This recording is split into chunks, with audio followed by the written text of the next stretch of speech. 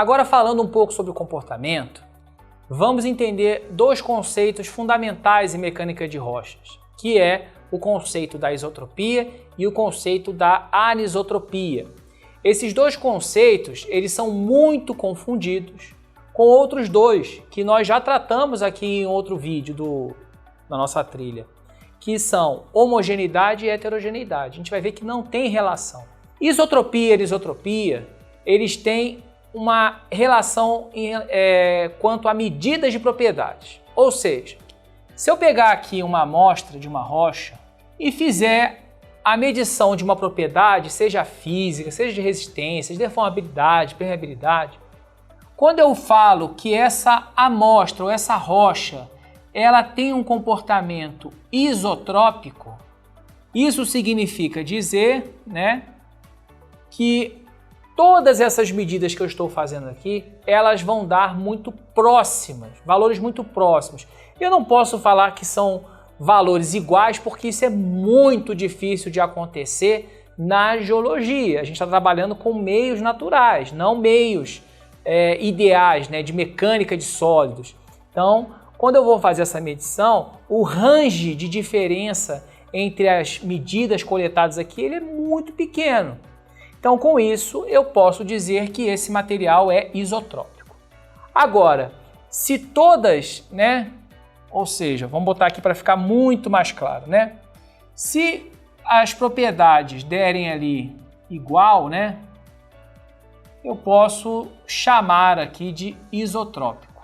É igual, próximo aqui, Agora, se essas minhas propriedades elas forem diferentes, eu tenho um material chamado de anisotrópico. Anisotrópico, só lembrando, é quando todas as direções dão valores diferentes. A gente tem materiais aí ortotrópicos, transversalmente isotrópicos, mas isso é outro assunto aí para outro vídeo, tá? Um exemplo aqui prático.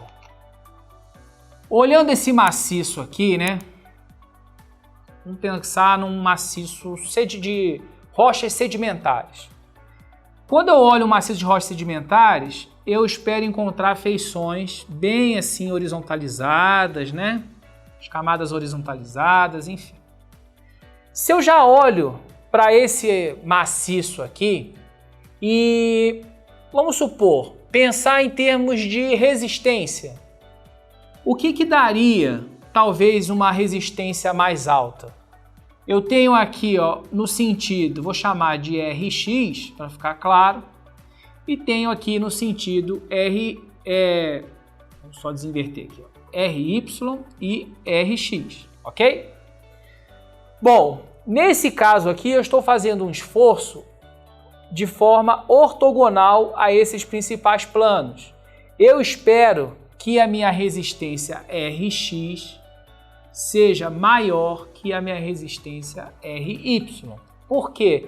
Se eu faço um carregamento nesse sentido, e principalmente se eu tenho a chance de interceptar um plano desse marcado ou mesmo algum outro plano que pode ser desenvolvido em função desse carregamento, ele vai tender a dar uma resistência inferior quando eu comparo com esse aqui.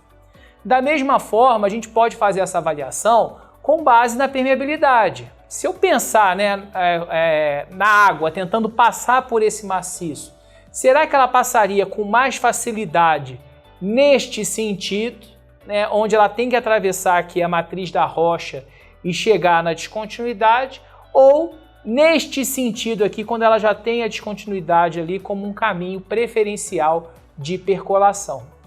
Então, esses conceitos não têm nada a ver com o material ser homogêneo e heterogêneo. Eu posso ter um material homogêneo anisotrópico, eu posso ter um material homogêneo isotrópico. Isso é possível.